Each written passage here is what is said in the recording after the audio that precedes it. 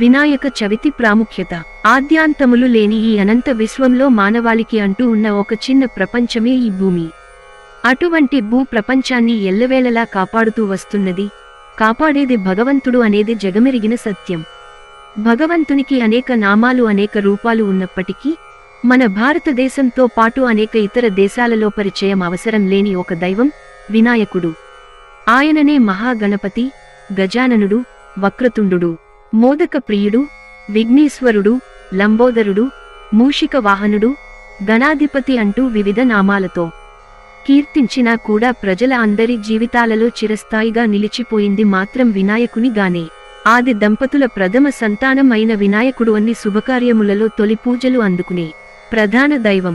వినాయక చవితి మహాగణపతిని అత్యంత ప్రీతిప్రదంగా సేవ చేసుకునేందుకు భారతీయ చంద్రుని కాలమానం ప్రకారం 6వది అయిన భాద్రపద మాసం శుక్ల పక్షాన 4వ రోజు అనగా చవితి తిథి ప్రత్యేకించి ఆయనకు మాత్రమే కేటాయించబడినది. ఆ కారణంగా భారతీయ పండుగలలో వినాయకుని స్మరించుకుంటూ అత్యంత వైభవోపేతంగా నిర్వహించే పండుగ వినాయక చవితి. వినాయకుని నవరాత్రులు చవితి రోజున ప్రారంభమై 10 రోజులు 9 రాత్రులు కొనసాగుతూ చతుర్దశి తిథినాడు ముగుస్తుంది. వినాయక చతుర్థి అని కూడా కొన్ని ప్రాంతాలలో ప్రసిద్ధి చెందిన మహోన్నతమైన పండుగ. పవిత్రతకు, విజయానికి అధిష్టాన దైవం అయిన వినాయకుడిని భక్తితో పూజించే రోజు ఇది. చేసే ప్రతి పూజా కార్యక్రమాల్లోనూ నిర్వహించే ప్రతి కార్యములోనూ విజయాన్ని సాధించేందుకుగాను ప్రధానంగా వినాయకుని శ్లోకంతో ప్రారంభించడం ఆనవాయితీగానే కాకుండా సాంప్రదాయంగా ఆచార వ్యవహారాలలో ఒక ముఖ్య భాగమైపోయింది. వినాయక చవితి ఎప్పుడు జరుపుకుంటారు? భాద్రపద మాసంలో శుక్లపక్షం 4వ రోజు చవితి రోజున ఈ పండుగను జరుపుకుంటారు. వినాయకుడి జన్మదినంగా ఈరోజు అత్యంత ప్రసిద్ధి చెందింది. ఈ రోజున వినాయకుడి విగ్రహ స్థాపన చేసి 9 రోజుల పాటు నవరాత్రి పూజలు చేసి ఆపై ఆ విగ్రహాలను నిమజ్జనం చేస్తారు. వినాయక చవితి కథ. పూర్వకాలంలో గజాసురుడనే రాక్షసుడు మహాశివుని తన తపస్సుతో మెప్పించి వరం పొంది ఆయన్నే కడుపులోనే దాచుకుంటాడు. ప్రాణనాథుడైన శివుని జాడ తెలుసుకున్న పార్వతీదేవి శ్రీ మహావిష్ణువు సహాయం కోరడంతో గంగిరెడ్లవాని వేషధారణలో శివుని ప్రమద గణమైన నంది సమేతంగా గజాసురుని రాజభవనములో ప్రవేశించి సభలో నందితో నాట్యం చేయించి మెప్పు పొందడంతో పాటు మనోభీష్టాన్ని నెరవేర్చుకునే వరాన్ని దక్కించుకున్న మరుక్షణం విష్ణుమూర్తి శివుడిని తిరిగి ఇవ్వమని కోరగా తన దగ్గరికి వచ్చింది సాక్షాత్తు శ్రీ మహావిష్ణువేనని అర్థం చేసుకున్న గజాసురుడు నందీశ్వరుని చేత తన పొట్ట చీల్పించుకుని శివునికి విముక్తి కలిగిస్తాడు. ఆ తరువాత తన చర్మాన్ని శివుని వస్త్రంగాను అదే విధంగా తన శిరస్సును లోకపూజితంగాను చేయమని వరము కోరుకుని గజాసురుడు మరణిస్తాడు. పార్వతీదేవి ప్రాణనాథుడైన శివుని రాకకు సంతోషించి సింగారించుకొనుటకు సిద్ధమై పసుపు పూసుకుంటూ నలుగు కలిపిన మిశ్రమంతో ఒక బాలుని బొమ్మను సృష్టించి ప్రాణం పోస్తుంది. అంతఃపురలోనికి ఎవరిని ప్రవేశించనివ్వకుండా కాపలాగా ఉంచింది. అక్కడికి వచ్చిన పరమేశ్వరుడిని బాలుడు అడ్డగించగా కోపంతో బాలుని శిరస్సు ఖండిస్తాడు. పార్వతీదేవి బాలుని మృతి పట్ల కోపగించుకోగా శివుడు తరుణోపాయంగా గజాసురుడి తలను ఆ పిల్లవానికి అతికించి ప్రాణం పోస్తాడు. గజముఖం ధరించినందున వినాయకుడు గజాననుడిగా పేరు పొందాడు. అలా కొంతకాలం గడిచిన తరువాత ఒక శుభ సమయాన సకల దేవతలు ఆదిదేవుడైన మహాశివుని కైలాసానికి చేరుకొని యజ్ఞయాగాదులకు శుభకార్యములకు ఎటువంటి విఘ్నము కలగకుండా నిర్విరామంగా జరిగిపోవుటకు అధిష్టానం వహిస్తూ కొలువై ఉండటానికి ఒక దైవాన్ని సూచించమని పరమశివుడిని వేడుకుంటారు. లోక కళ్యాణం కోసం దేవతలు కోర్కెను తీర్చేందుకు శివపార్వతుల సంతానమైన కుమారస్వామికి గజాననుడికి ఒక పోటీ నిర్వహిస్తారు. ముల్లోకాలలో ఉన్నటువంటి పుణ్య నదులు అన్నింటిలోనూ స్నానం ఆచరించి తిరిగి కైలాసానికి ఎవరైతే ముందుగా చేరుకుంటారో వారు తొలి పూజలు అందుకునే అధిష్టాన పదవికి అర్హులు అని నియమం పెడతారు. నెమలి వాహనుడు అయిన కార్తికేయుడు వాయు వేగంతో మరుక్షణం కైలాసం నుండి బయలుదేరిపోతాడు. అనింద్యుడు అనే ఎలుకను వాహనంగా కలిగిన వినాయకుడు కదలటమే కష్టంగా కదులుతూ షరతులు బలాబలాలను అనుసరించి పెట్టి ఉంటే బాగుండేది అని మనసులోనే చింతిస్తూ మెల్లగా కదులుతూ ఉన్నాడు. వినాయకుని కష్టం చూసిన నారదుడు తరుణోపాయంగా ఒక దివ్య నారాయణ మంత్రం ఉపదేశించి అదే మంత్రం పఠిస్తూ తల్లిదండ్రుల చుట్టూ 3 ప్రదక్షిణలు చేయమని చెప్పగా నారదుని ఆదేశం మేరకు గజాననుడు శివపార్వతుల చుట్టూ ప్రదక్షిణ చేస్తూ కైలాసంలోనే ఉండిపోయాడు. మంత్ర ప్రభావం వల్లనో ఆదిదంపతుల చుట్టూ గణేశుడు ప్రదక్షిణ కారణంగానో కార్తికేయుడు తాను స్నానం చేసేందుకు వెళ్లే ప్రతి నది దగ్గర కూడా తన కంటే ముందుగానే స్నానాదులు పూర్తి చేసుకున్న వినాయకుని దర్శనం అవుతూ ఉండేది. తిరిగి వచ్చిన కుమారస్వామి పరమశివుని వద్ద తన అహంకారానికి క్షమాపణలు కోరుతూ, పెద్దవాడైన గజాననుని చిన్నచూపు చూసినందుకు నాకు గర్వభంగము అయినది. గజాననుని మహిమ తెలుసుకోలేకపోయాను. అగ్రజుడైన వినాయకునికి ఆధిపత్యం అప్పగించండి అని వేడుకొనగా, శివపార్వతులు తొలిపూజలు అందుకునే అధిష్టాన దైవంగా విఘ్నాలను నిర్మూలించేందుకు గాను భాద్రపద శుద్ధ చవితి రోజున గజాననుని విఘ్నేశ్వరుడు అన్న నామకరణం చేయడంతో విఘ్నాలు తొలగించే విఘ్నేశ్వరుడుగా ఆనాటి నుండి ప్రసిద్ధి చెందాడు. అదే రోజున సకల దేవతలు, ఋషులు అందరూ కూడా తమ తమ అభీష్టాలకు అనుగుణంగా కుడుములు, ఉండ్రాళ్ళు, అరటిపళ్ళు, పాలు, తేనె, పానకము, వడపప్పు ఇంకా అనేక రకమైన ఫలాలతో వివిధ నైవేద్యాలను వినాయకునికి సమర్పించుకున్నారు. వినాయకుడు అందరి ఆనందం కోసం వారు ప్రేమతో పెట్టినవి అన్ని కూడా తినగలిగినవి తిన్న తరువాత మిగిలిన వారు ఎవరూ బాధపడకూడదు అని మిగిలిన పదార్థాలు అన్ని తీసుకుని భుక్తాయాసపడుతూ కైలాసం చేరుకునేసరికి రాత్రి సమయం అయిపోతుంది. తల్లిదండ్రుల కాళ్లకు నమస్కారం చేయడానికి అతి కష్టం మీద ప్రయత్నం చేస్తుండగా వినాయకుని ఉదరం అడ్డుపడుతుండటంతో చేతులు తల్లిదండ్రుల పాదాలను చేరుకోలేకపోతాయి. కైలాసంలో జరుగుతున్న సన్నివేశాన్ని చూస్తున్న చంద్రుడు బిగ్గరగా నవ్విన్ఫలితంగా చంద్రుని కంటిదిష్టి తగలగానే వినాయకుని పొట్ట పగిలి అపస్మారక స్థితిలోనికి వెళ్ళిపోతాడు. ఇదంతా చూస్తున్న పార్వతీదేవి చంద్రునిపై ఆగ్రహించి, ఏ రూప సౌందర్యాన్ని అయితే చూసి గర్వపడుతున్నావో, ఏ అందం కారణంగా అయితే అహం పెరిగి ఉన్నవో అది చూసిన ఎవ్వరైనా సరే నీలాపనిందలకు గురికావాల్సిందే అని చంద్రుణ్ణి శపిస్తుంది. పార్వతీదేవి శాపం కారణంగా చంద్రుడిని చూసిన ఋషి పత్నులు అందరూ కూడా తమ భర్తల వద్ద అపనిందల పాలవుతారు. ఋషులు, దేవతలు అందరూ కలిసి జరిగిన వృత్తాంతాన్ని అంతా కూడా శ్రీ మహావిష్ణువుకి విన్నవిస్తారు. అంతా తెలుసుకున్న విష్ణువు ఋషులకు తమ భార్యలకు జరిగిన ఘట్టాన్ని అంతా విన్నవించి ఒప్పించి పంపిస్తారు. శ్రీ మహావిష్ణువు వినాయకుని ఉదరాన్ని పాముతో కట్టి పునర్జీవితుడిని చేసి అమరత్వాన్ని ప్రసాదిస్తాడు. సకల దేవతలు పార్వతీదేవి వద్ద మోకరిల్లి చంద్రుడిని శాపం నుండి విముక్తి చేయమని వేడుకుంటారు. పార్వతీదేవిలో నిక్షిప్తమై ఉన్న మాతృమూర్తి మేలుకొని శాప విమోచనాన్ని వివరిస్తుంది. తన శాపం వృధా కాకూడదు గనుక పరిహారం దిశగా ఏ రోజైతే చంద్రుడు వినాయకుని చూసి నవ్వాడో ఆ రోజు మాత్రమే చంద్రుడిని చూసిన వారు అపనిందలు ఎదుర్కొంటారు అని చెప్పగా, దీంతో దేవతలంతా సంతోషిస్తారు. ఆ రోజే భాద్రపద శుద్ధ చవితి. ఆ రోజునే మనం వినాయక చవితిగా జరుపుకుంటాం. కొన్ని కథనాల ప్రకారం భాద్రపద శుద్ధ చవితి రోజున ఎవరైతే భక్తి శ్రద్ధలతో వినాయక చవితి పూజను ఆచరించిన తరువాత చంద్రుని చూసినా కూడా ఎటువంటి ప్రతికూలతలు ఉండవు అని పేర్కొనబడినది. వినాయక చవితి జరుపుకునే విధానం. వినాయక చవితి అనే పేరు వినపడగానే నెల రోజుల ముందు నుంచే పండుగ వాతావరణం నెలకొంటుంది.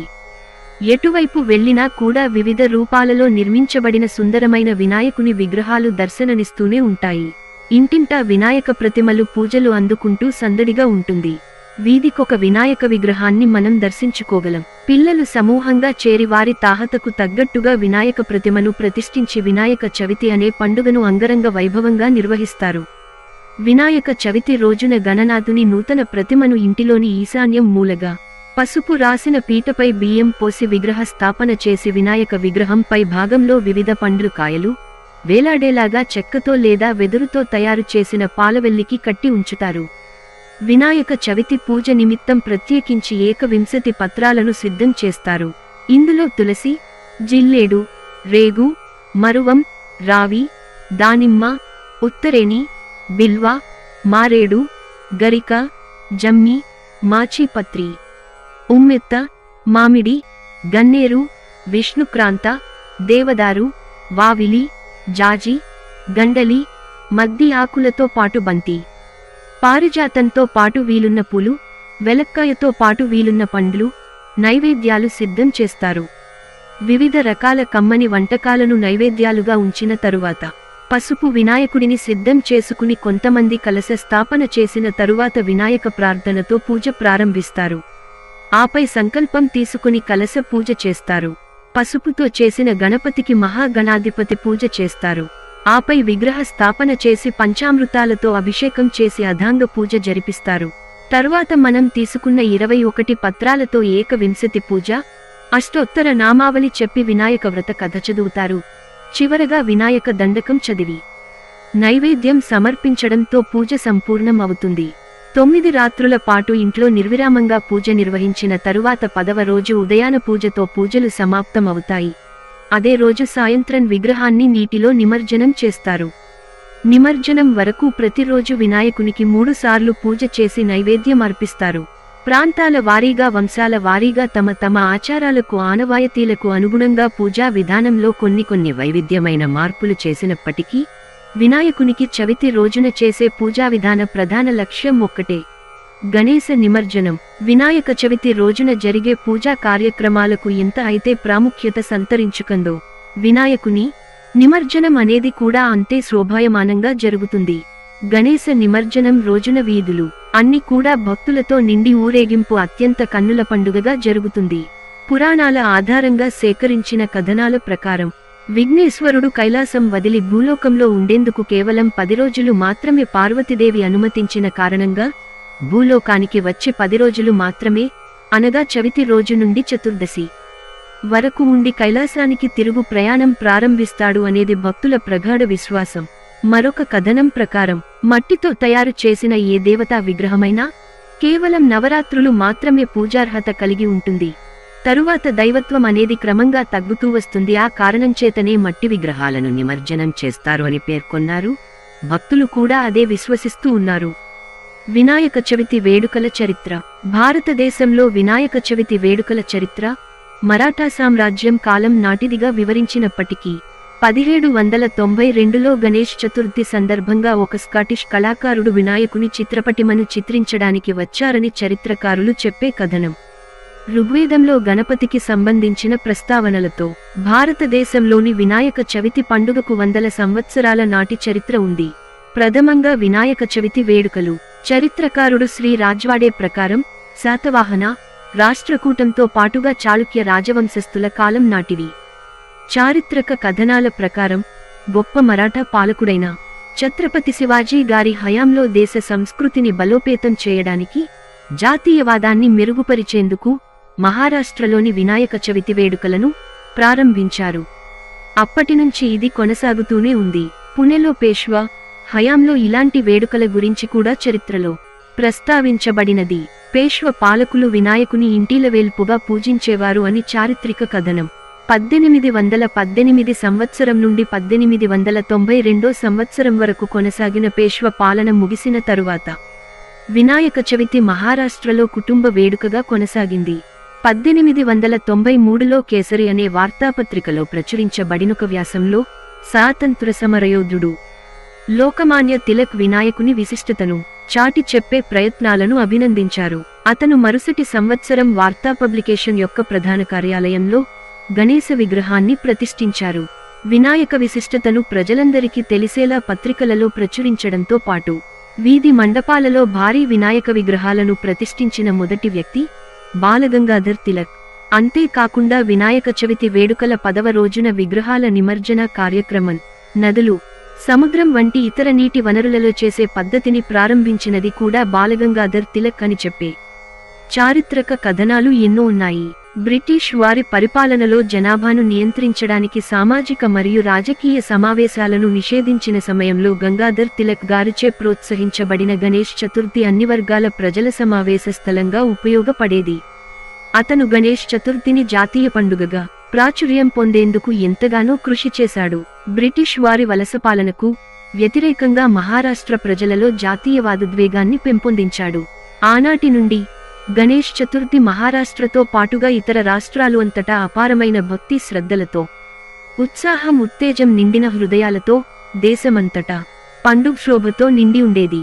ఇది 1947లో భారతదేశానికి స్వతంత్రం వచ్చిన తర్వాత జాతీయ పండుగగా ప్రకటించబడింది.